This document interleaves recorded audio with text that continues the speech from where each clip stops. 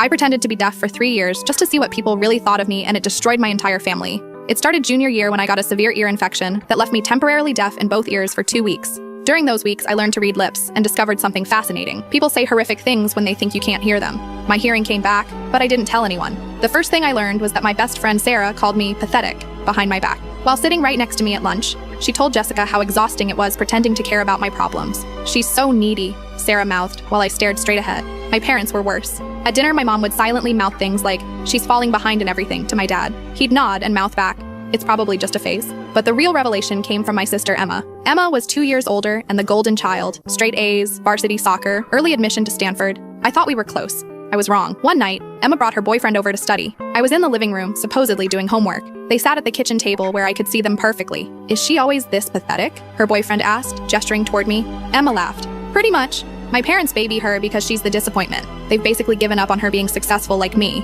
Doesn't that bother you?" "Are you kidding? It makes my life easier. They expect nothing from her, everything from me." I kept my face neutral, but inside I was planning my revenge. For 3 years, I documented everything. My parents had a betting pool with relatives about whether I'd graduate high school. My guidance counselor told colleagues I was a lost cause. Even my grandmother told my mom she was embarrassed to introduce me to her bridge club. The breaking point came at Emma's graduation party. The whole extended family was there, celebrating her acceptance to medical school. I sat in the corner playing the part of the disabled sister. That's when I overheard my parents talking to my uncle. "We're honestly relieved," my dad said. "At least one of our kids turned out normal. We can focus our college fund entirely on Emma's medical school now." My mom nodded. "The deaf one will probably qualify for disability benefits anyway. We don't have to worry about her future anymore." They were planning to abandon me financially because they thought I was disabled. I stood up, walked to the center of the room, and clapped my hands loudly. "Can everyone hear that?" I asked clearly. The room went silent. Emma's face went white. "Because I can hear everything," I continued. "Every cruel word, every whispered insult, every plan you've made behind my back for 3 years." My mother's mouth fell open.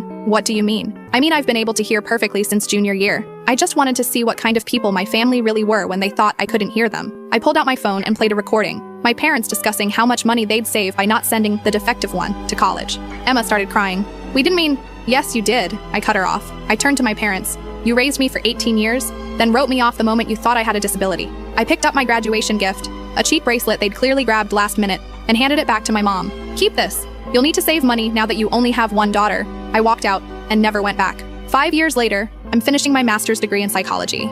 Emma dropped out of medical school after 2 years. Turns out she couldn't handle pressure without her parents doing everything for her. They've tried reaching out, claiming they misunderstood what I heard. But I have 3 years of recordings that say otherwise. Sometimes people ask if I regret the deception. The answer is simple. I regret that it was necessary. But I learned the most valuable lesson of my life. When people show you who they really are, believe them, even when they think you can't hear them.